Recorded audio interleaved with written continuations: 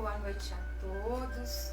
Tivemos uns probleminhas técnicos, atrasamos uns minutinhos, mas vamos começar a nos preparar para o nosso evangelho desta noite. Hoje o tema do evangelho é a coragem da fé. Então eu vou pedir para vocês já irem separando a água, a jarra de água, o copo de água. Podem também colocar o nome das vibrações nas redes sociais. E agora nós vamos nos preparando para o evangelho. Vamos fazer a nossa abertura para efetuarmos mais um evangelho na noite de hoje. E para isso eu vou pedindo para que vocês sentem confortavelmente, comecem a se desligar de todos os problemas, de todas as preocupações. Vamos nos desligando a mente e serenando os nossos corações para entrarmos em sintonia com a espiritualidade superior. Vamos entrando em sintonia com os nossos mentores, com os mentores desta casa, e vamos cumprimentando e pedir muita luz e sabedoria, proteção para todas as fraternidades que aqui já se encontram, em especial para a Fraternidade de Maria de Nazaré, Fraternidade de Dr. Bezerra de Menezes e todas as correntes de cura do plano espiritual, índios, caboclos, pretos velhos, Itaporã e Brogotá, aos quais pedimos que efetuem a necessária limpeza e energização de toda a nossa casa, para que os trabalhos se realizem da melhor forma. E essa luz vai chegando aqui nessa sala onde vai ser realizado o evangelho e se estende também para os vossos lares.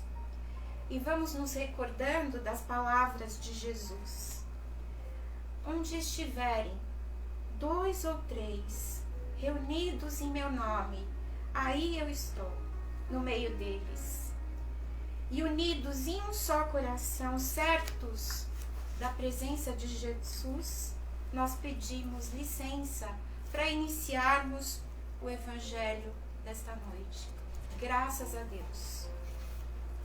Então, como eu disse no início, hoje nós vamos falar sobre a coragem da fé.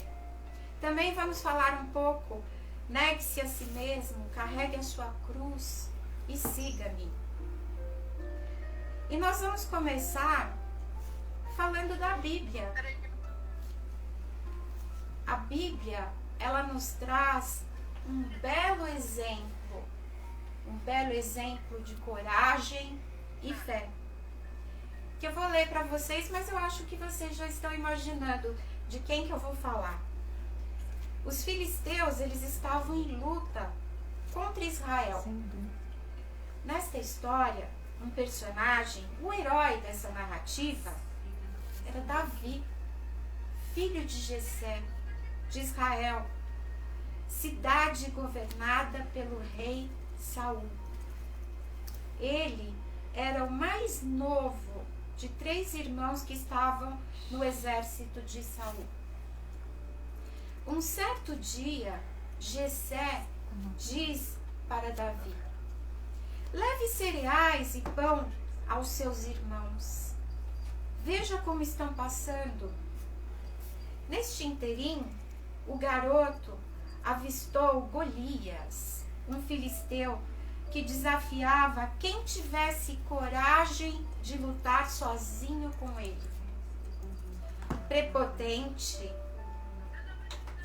Prepotente Golias gritava: escolha um homem para lutar comigo. Se ele vencer e me matar, seremos seus escravos. Se eu vencer e o matar, vocês serão os nossos escravos. Desafio vocês a escolherem alguém para lutar comigo.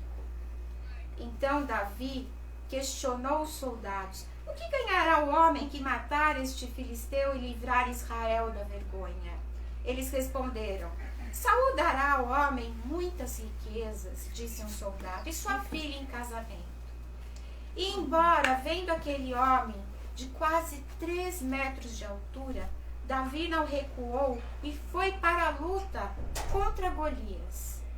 Ele tinha apenas pedras no bolso, mas Golias tinha espada e escudo. Olhemos as palavras de coragem e de fé que Davi proclamou diante do perigo. Você vem contra mim com espada, com lança e com dardos, e eu vou contra você em nome do Senhor dos Exércitos, o Deus dos exércitos de Israel, a quem você desafiou. Hoje mesmo o Senhor o entregará nas minhas mãos, e toda a terra saberá que há Deus em Israel.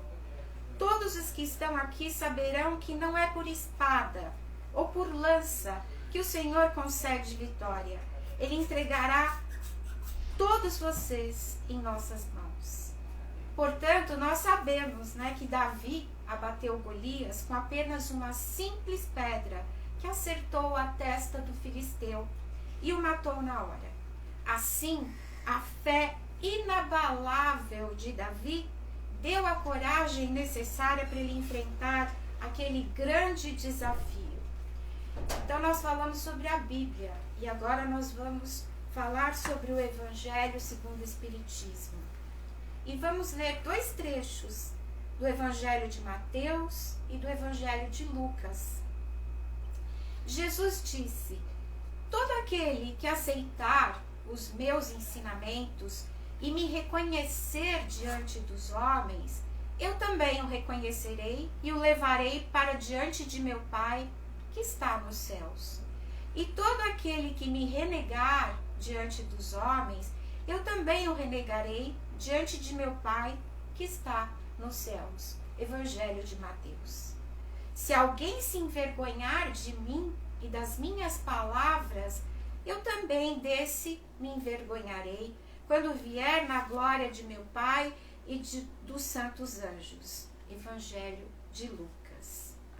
Para nós compreendermos os ensinamentos de Jesus, esse ensinamento que é a coragem da fé, nós vamos estudar um pouquinho o que seria a fé, depois a gente vai estudar o que seria a coragem, para compreender melhor este ensinamento. Então, o que seria a fé? A fé não é uma crença, porque nós podemos acreditar em algo e depois desacreditar. Então, a fé é um sentimento que toma conta do coração, mas fica para sempre esse sentimento. A fé é um produto da vivência do amor. É uma força que nasce e é impossível de ser destruída. E esse sentimento é que fortalece, é este sentimento que nos protege contra o mal.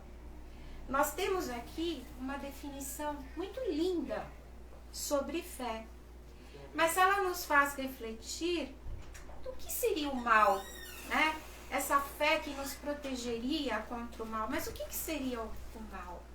Em nossa miopia terrena, nem sempre nós percebemos que por trás de acontecimentos que nós consideramos ruins, se esconde um grande bem. Um bem que evitaria um mal maior. Um bem que evitaria consequências desastrosas para o nosso desenvolvimento. Um bem que evitaria um sofrimento. Então nunca nós deveremos duvidar da misericórdia, da bondade e sobretudo do amor do nosso Pai. E quando nós aceitarmos com resignação aquilo que não pode ser mudado, nós vamos vivenciar a fé, aquela fé que nos fortalece, a fé que nos protege. Bem, vimos a definição da fé, mas o que seria coragem? Coragem é não temer qualquer tipo de ameaça, é não temer manifestar a sua opinião, Então, quando eu não tenho receio de ameaças, quando eu não tenho receio de manifestar a minha opinião, eu estou tendo coragem. Então, a coragem de opinião, ela sempre foi estimada entre as pessoas, pois existe um mérito, né, em você ter essa coragem. Logicamente, esse mérito ele é proporcional às circunstâncias, à importância de um resultado. Mas há mérito a enfrentar perigos, há mérito em enfrentar perseguições, contradições e até os simples sarcasmos aos quais se expõem quase sempre aqueles que não temem proclamar abertamente ideias que não são a de todos. Então, recuar diante das dificuldades de defender a sua opinião é uma fraqueza. Há casos em que isso constitui uma extrema covardia.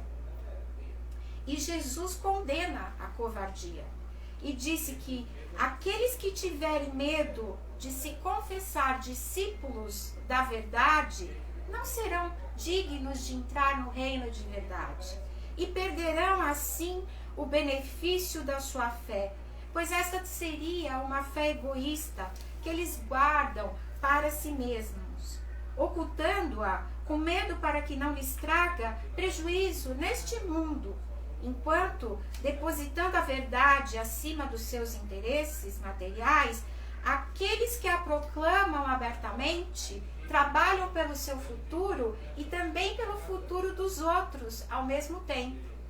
Então, essa advertência de Jesus, ela vai ressoar nas mentes e nos corações dos espíritas, que aceitam o espiritismo como desenvolvimento e a aplicação da doutrina do Evangelho, né? Para o esforço de viverem abertamente em palavras, em atitudes e comportamentos que sejam coerentes com os princípios dessa doutrina, a fim de merecerem ser considerados seus discípulos. O Espiritismo é o Evangelho vivo de Jesus. E o Espiritismo nos convida a colocar em prática os seus ensinamentos. Então, não só o espírita de hoje, mas o espírita de todos os tempos, ele tem o dever de sentir, de pensar e de agir de acordo com esses princípios, demonstrando sua coragem frente às dificuldades e às adversidades da vida, numa demonstração de fé em Deus, de fé em si mesmo e de fé nos homens. Então nós temos que ter coragem de vivenciarmos nos ensinamentos de Jesus, né? Vivenciarmos os ensinamentos de Jesus no sentir, no pensar, no falar e no agir. Agora que nós já estudamos o que seria a fé, o que seria a coragem, né? O que seria então a coragem da fé? O que é vivenciar a coragem da fé em Jesus? E a gente poderia dizer que são raros os espíritos que são exemplos de resignação e renúncia, que entregam a sua vida, o seu coração, para que Jesus possa se expressar através dele, espalhando o Evangelho vivo através de si mesmo, distribuindo amor, provendo a necessidade dos outros. E esses espíritos, eles não se perdem no caminho da autoiluminação. Essas almas, elas abraçam a causa da humanidade, abraçam com coragem da fé em Jesus.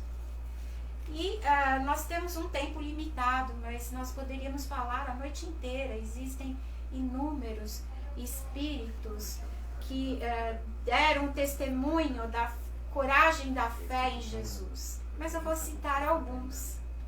Maria, ao receber o anúncio da maternidade de Jesus, ela teve a coragem da fé ao dizer: eis aqui a serva do Senhor, que seja feita a vontade de Deus. Após a morte de Jesus, Maria Madalena vivenciou a coragem da fé em Jesus, dedicando-se ao atendimento de leprosos nos arredores de Jerusalém, como nós podemos verificar na literatura espírita. E nós não podemos deixar de citar a história de Paulo de Tarso. E eu vou me prolongar um pouquinho mais na história de Paulo de Tarso, porque o livro Paulo e Estevão, de Emmanuel, psicografado por Chico Xavier, é lindíssimo. Foi o livro que eu mais me emocionei, a leitura mais emocionante e mais linda da minha vida. Quem não leu ainda este livro, não perca a oportunidade da leitura. E neste lindo livro de Emmanuel, ele fala que Paulo foi Saulo, nascido em Tarso, na Cilícia, uma região da Turquia. E ele era de uma família tradicional judia, um fariseu orgulhoso, e ele era considerado o maior orador dentre os doutores do Sinédrio, o mais fanático dos defensores da lei de Moisés. E ele revoltava-se ao encontrar nos seguidores de Jesus a serenidade diante de qualquer situação a qual buscava desesperadamente alcançar através das violências que realizava em nome da lei. Em um outro cenário, na cidade de Corinto, na Grécia, havia uma família de judeus composta de pai e 2 filhos, Abigail e Gesiel. Um ano após a morte de Jesus, os romanos eles dominavam a Grécia e fizeram perseguições cruéis aos habitantes locais. E foi assim que o pai de Gesiel foi morto, que Gesiel se tornou um escravo e a sua irmã refugiou-se junto de uma família amiga. E Gesiel ele foi posto como um escravo nas embarcações romanas, e ele chamava a atenção de todos pela serenidade e pelas sábias palavras que brotavam de sua boca. E certa vez, Gesiel foi convocado para cuidar de um ilustre jovem romano, vítima de violenta febre. Gesiel dedicou-se ao tratamento do enfermo com toda a ternura de seu coração. E assim que o jovem romano começou a restabelecer-se, Gesiel foi acometido pela febre maligna. Grato pelos cuidados prestados, este jovem romano impede que seu enfermeiro fosse lançado ao mar. E burlando as leis romanas, ele dá liberdade ao escravo e o deixa nas praias de Jope, porto da Palestina. Gesiel sobrevive a essa doença e passa a se chamar Estevão e se junta aos seguidores de Jesus. Honesto aos seus princípios, Saulo perseguiu os cristãos e, após verificar a diferença da lei e o evangelho anunciado por aqueles homens estranhos, certa vez escuta Estevão pregando os ensinamentos de Jesus, o desafia. E com a vaidade ferida, com o orgulho racial e com o instinto de domínio, ele odiava o Cristo crucificado porque ele detestava Estevão. Ele considerava Estevão um poderoso inimigo. Mas o destino pregou uma peça em todos. Por ironia, Saulo fica noivo de Abigail, irmã de Gesiel, agora Estevão. E Abigail, ela desconhecia o paradeiro do seu irmão.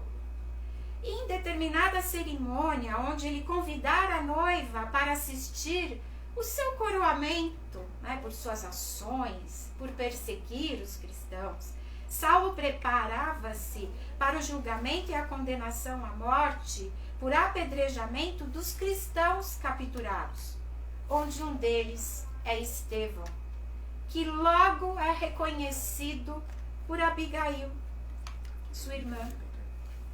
Saulo não atende ao pedido da noiva e Estevão é apedrejado. Com a morte do irmão, ela desfaz o noivado e se torna cristão. E só 8 meses após a morte de Estevão, ante o amor e a saudade, Saulo resolve rever Abigail e a encontra, acometida de forte enfermidade que lhe tira a vida em poucos dias. Após a perda da sua noiva amada, Saulo revolta-se e parte rumo a Damasco atrás de Ananias, que foi o responsável pela conversão de Abigail ao cristianismo. E ele caminhava à frente de pequena caravana de soldados, extremamente preocupado, com sentimentos contraditórios que não saberia explicar. Ele analisava sua vida,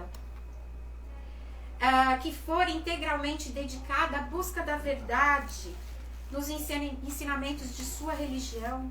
E ele pensa, relembra Abigail nos seus últimos momentos, no leito de morte.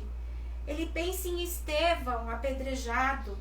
E sua revolta crescia porque nos olhos, no sorriso, na alegria dos seguidores do Nazareno, ele notava a presença de sentimentos que lhe faltavam. E às portas de Damasco, ele sente-se envolvido por uma nuvem radiante que lhe ofusca a visão. Ele tem uma vertigem e cai no chão. Ele quer pedir desesperadamente socorro, mas não consegue.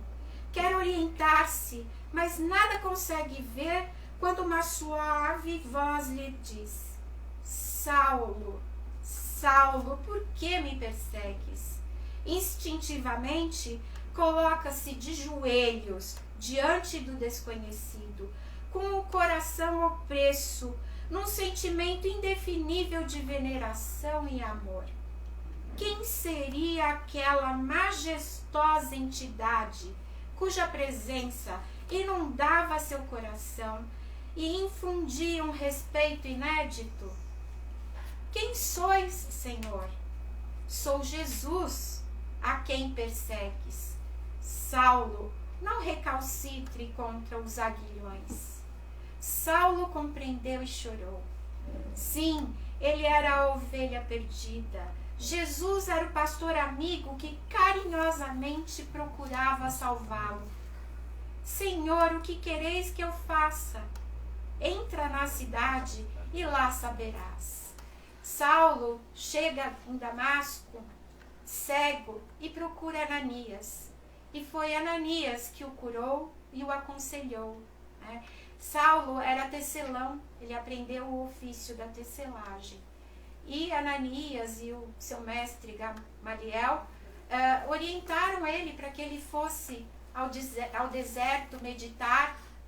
E no deserto ele ficou por 3 anos, se preparando para a sua missão. E foi assim que Saulo de Tarso se converteu em Damasco em um lampejo que o cegou. Jesus lhe falou e seu coração se transformou. Ele vivenciou a coragem da fé como Paulo de Tarso, discípulo de Jesus. Outro exemplo de coragem da fé, a vida e o amor, a vida de amor e de renúncia de Madre Teresa de Calcutá, que dizia: tudo o que preciso, Jesus já me deu. Ela fazia fluir de si mesma um rio de amor que matava a sede de todos. E disse: nunca se preocupe com números, ajude uma pessoa de cada vez e comece pela mais próxima de você. Não poderíamos deixar de falar do nosso querido Chico Xavier, um exemplo de coragem da fé, de humildade, trabalho, disciplina e amor, divulgando o Espiritismo. Foram mais de 400 livros psicografados. Mas aí a gente fica pensando na coragem da fé desses espíritos, e a nossa coragem da fé fica tão pequenininha, perto da coragem da fé desses espíritos que, iluminados pela fé, se desdobram em favor do próximo. Mas, meus queridos irmãos, nós não podemos desanimar e não vamos desanimar, porque Jesus usou de palavras fortes para exprimir que só viverá no reino de Deus os que vivenciarem plenamente os seus ensinamentos, os que vivenciarem plenamente o amor incondicional. E enquanto isso não acontece para nós, porque Jesus veio há mais de 2000 anos nos ensinar a amar incondicionalmente, nós não aprendemos, nós colocamos condições no nosso amor. Então, enquanto isso não acontece, porque ainda nós estamos mais próximos da animalidade do que da angelitude, como disse Emmanuel, continuaremos merecendo o amparo divino sempre que nos esforçarmos em vencermos a nós mesmos. Então, o que nós temos que fazer, né, para que a gente possa desenvolver aos poucos, né, aumentar um pouquinho a nossa coragem da fé? A primeira coisa é ser autêntico, né, que nós sejamos autênticos e sejamos coerentes entre os princípios filosóficos e ou religiosos e os nossos atos, né? A autenticidade é talvez o traço da pessoa que mais inspira confiança, né? Pela sinceridade expressa, por não temer as opiniões dos que se opõem às suas ideias, às suas ações. Então, uma pessoa autêntica não significa que ela diz o que pensa sem se preocupar com as reações dos outros.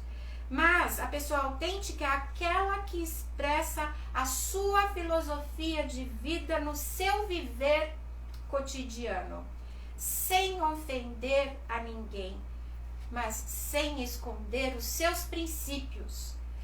E a autenticidade está presente naquele que busca viver-lhe os princípios, mesmo em que um meio familiar ou social, em que suas ideias não sejam entendidas e aceitas, sem afrontar ninguém, agindo com naturalidade no seu direito de fazer suas escolhas.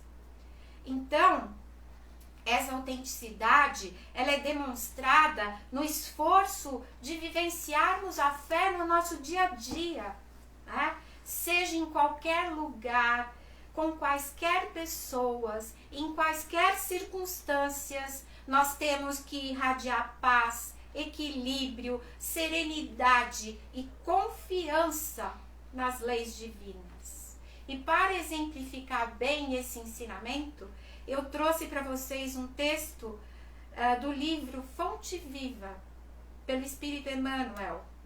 Tenhamos fé. E ele começa com uma frase de Jesus: vou preparar-vos o lugar. Sabia o mestre que até a construção do reino divino na terra, quantos o acompanhassem viveriam na condição de desajustados, trabalhando no progresso de todas as criaturas. Todavia, sem lugar, adequado aos sublimes ideais que entesouram. Efetivamente, o cristão leal em toda parte raramente recebe o respeito que lhe é devido.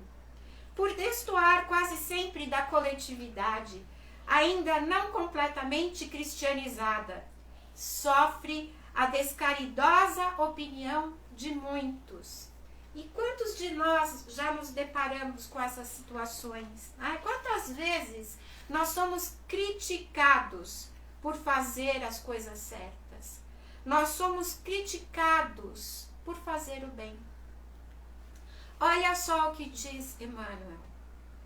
Se exercita a humildade, é tido à conta de covarde.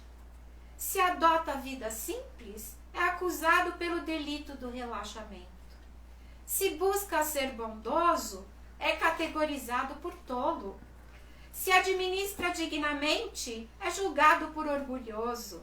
Se obedece quanto é justo, é considerado servil. Se usa a tolerância, é visto por incompetente. Se mobiliza a energia, é conhecido por cruel.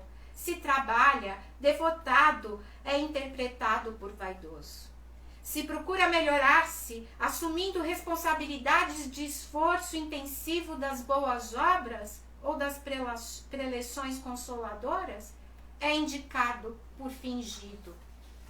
Se tenta ajudar o próximo, abeirando-se da multidão, com os seus gestos de bondade espontânea, muitas vezes é taxado de personalista, oportunista, atento aos interesses próprios. E apesar de semelhantes conflitos, porém, prossigamos agindo e servindo em nome do Senhor, reconhecendo que o domicílio de seus seguidores não se ergue sobre o chão do mundo. Prometeu Jesus que lhes prepararia lugar na vida mais alta. E Emmanuel diz, para encerrar, continuemos, pois, trabalhando com duplicado fervor na sementeira do bem, à maneira de servidores provisoriamente distanciados do verdadeiro lar. E o Cristo segue servindo adiante de nós e termina dizendo, tenhamos fé. Tenhamos fé, porque as pessoas que abraçam com fé o serviço do bem estão construindo um mundo melhor.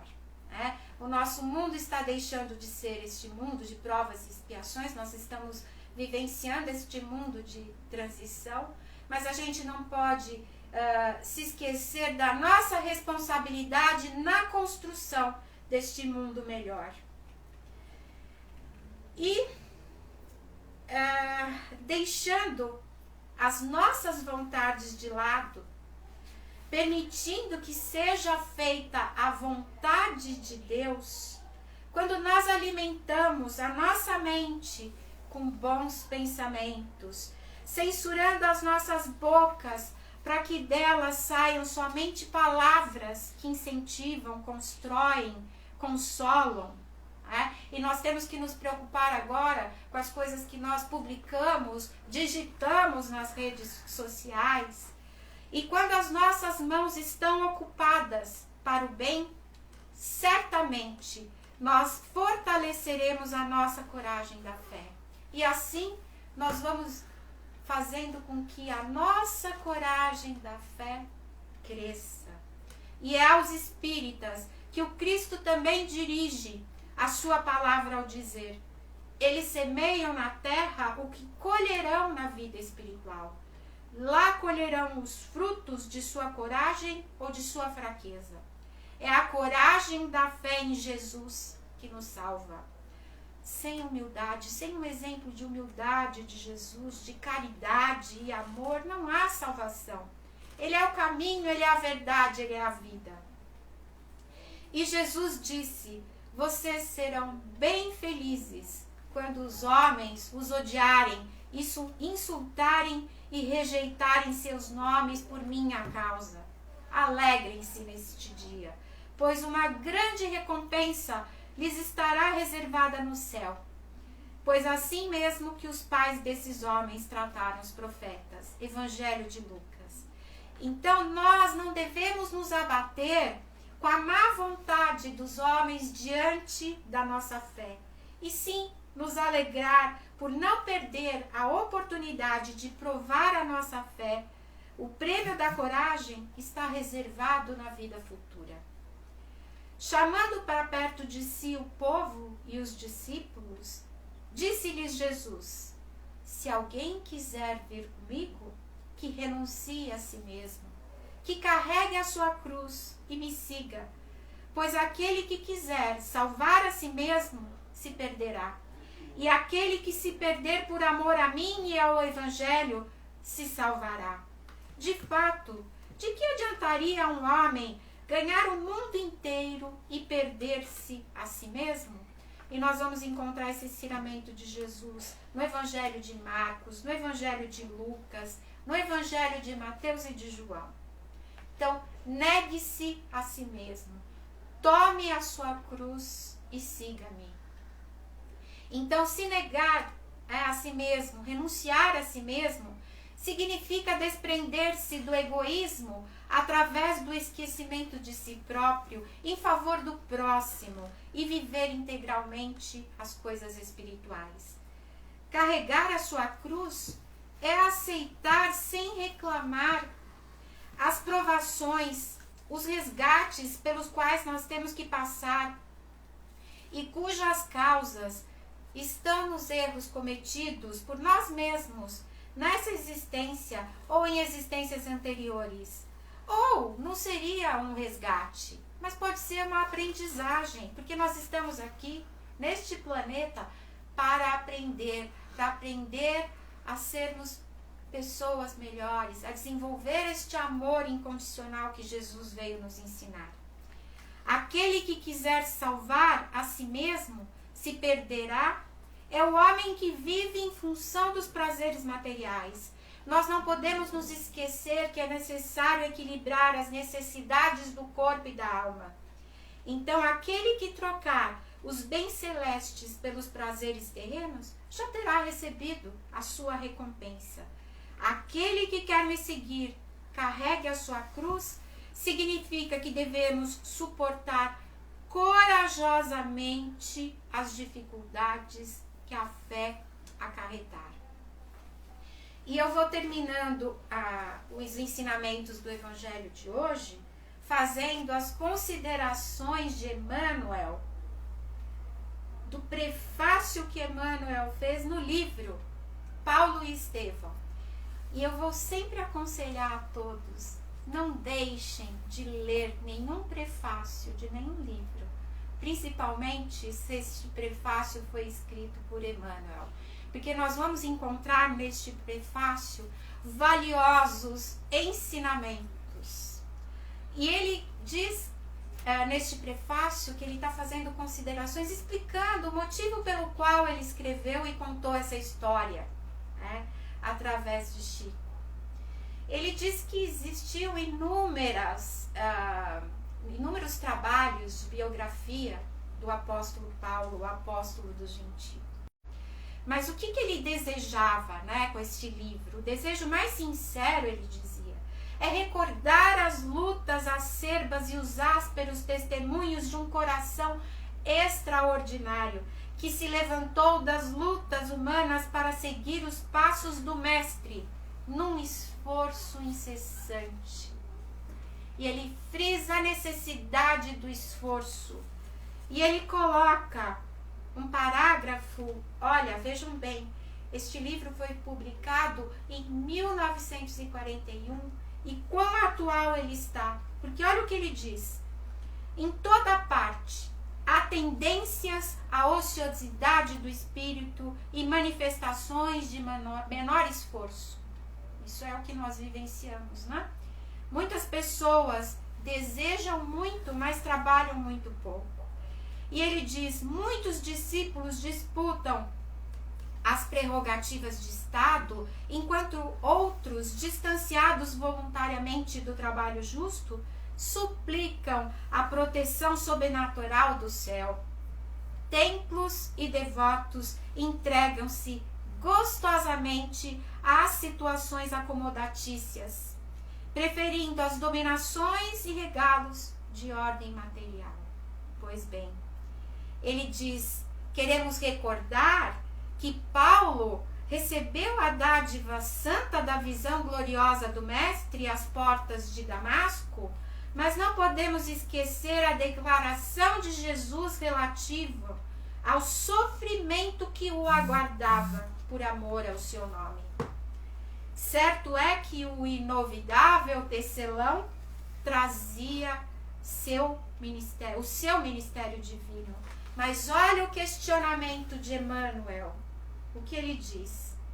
Quem estará no mundo sem o ministério de Deus. Todos nós temos um ministério divino.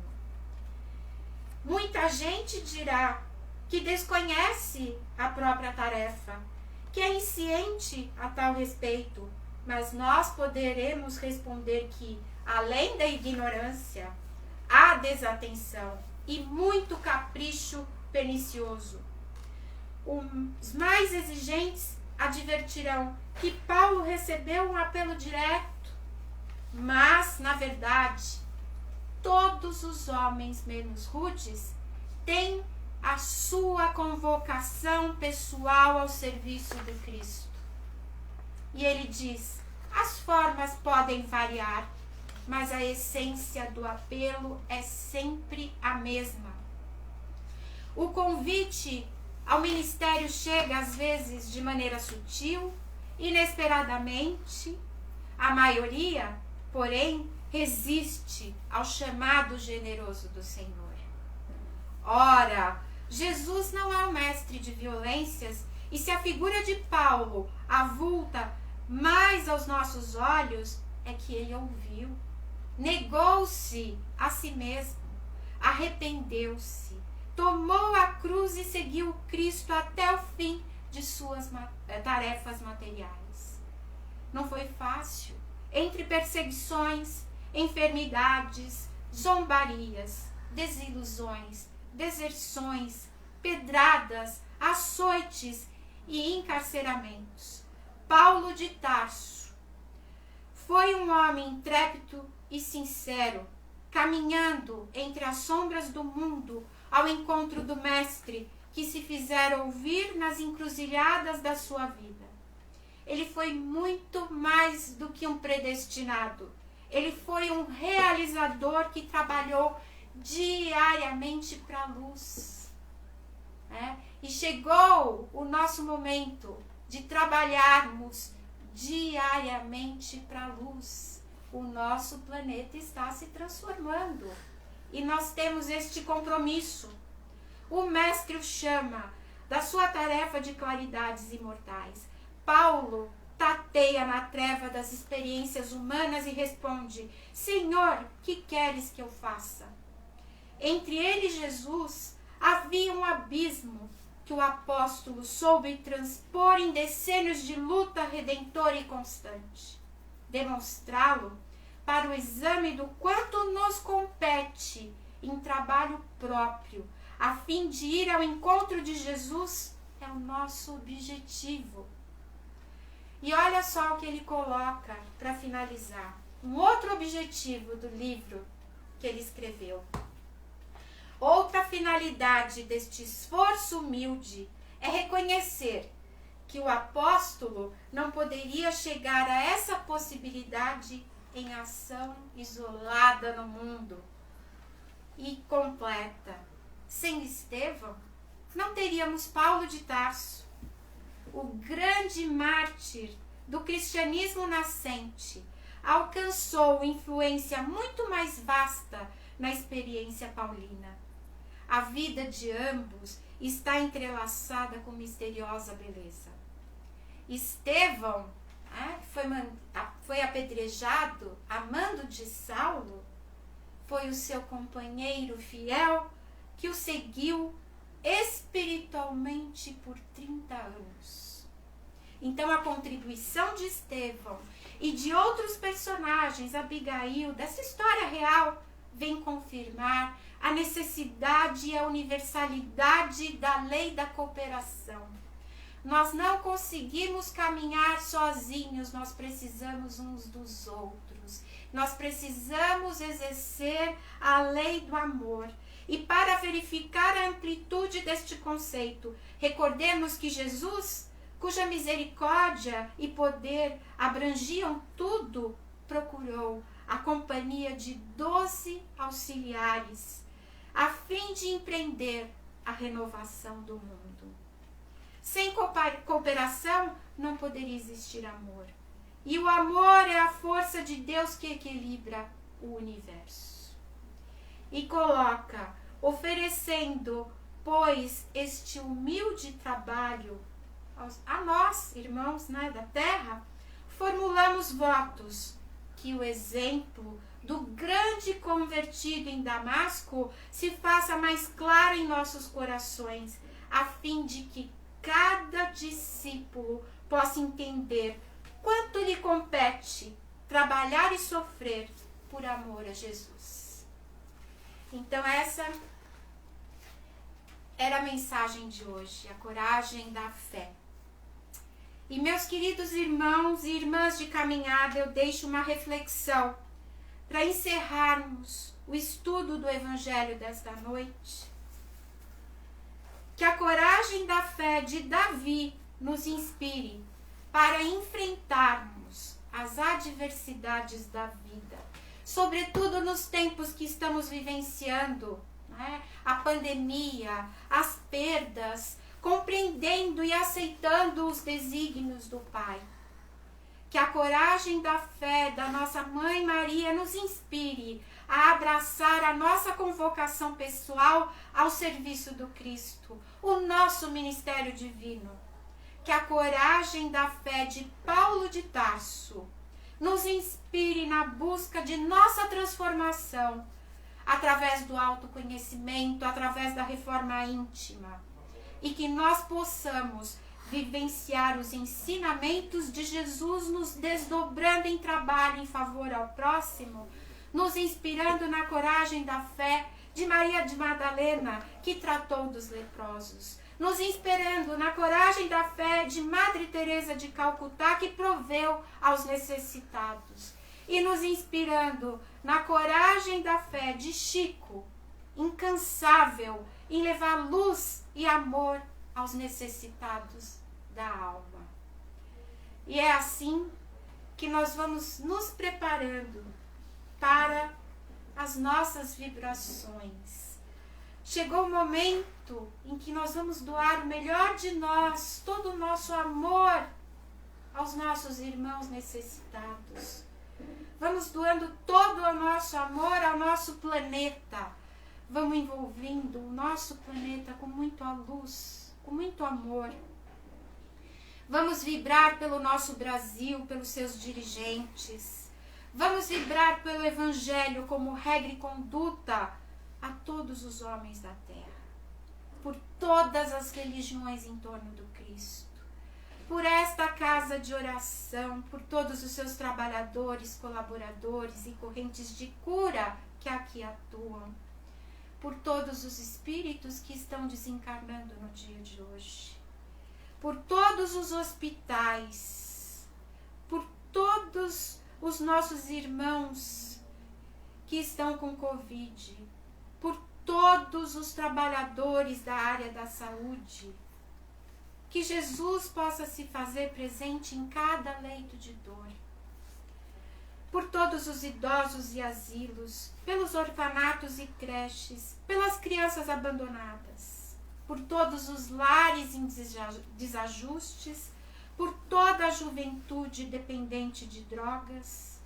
em especial pelo nosso lar, pelos nossos parentes, nossos vizinhos, amigos e supostos inimigos, pelo nosso local de trabalho e todas as pessoas que lá se encontram, pelo nosso problema mais íntimo, nossos vícios, rancores, mazelas e mágoas, pela caixinha de vibrações, todos os nomes e endereços nela colocados, pelos nomes colocados nas redes sociais, que Jesus possa atender a todos eles, pela cúpula de proteção da nossa casa.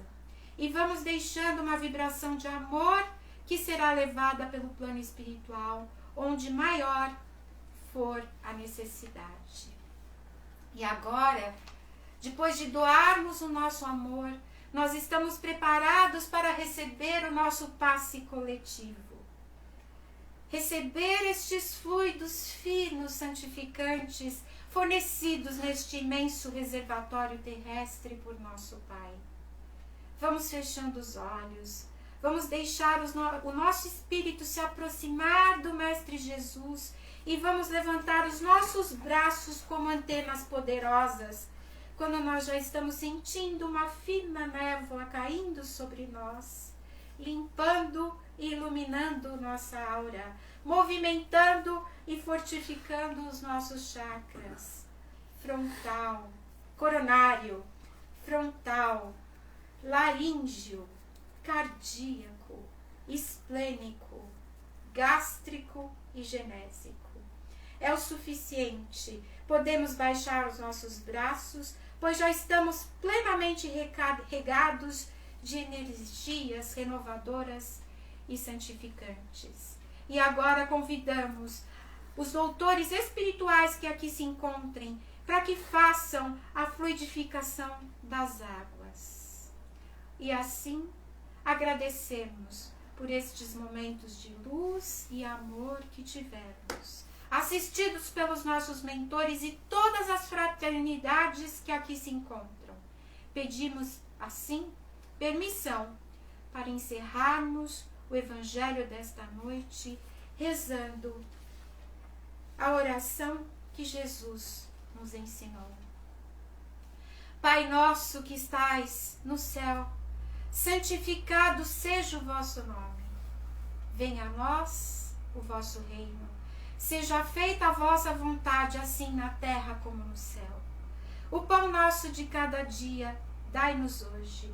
Perdoai as nossas dívidas, assim como nós perdoamos os nossos devedores.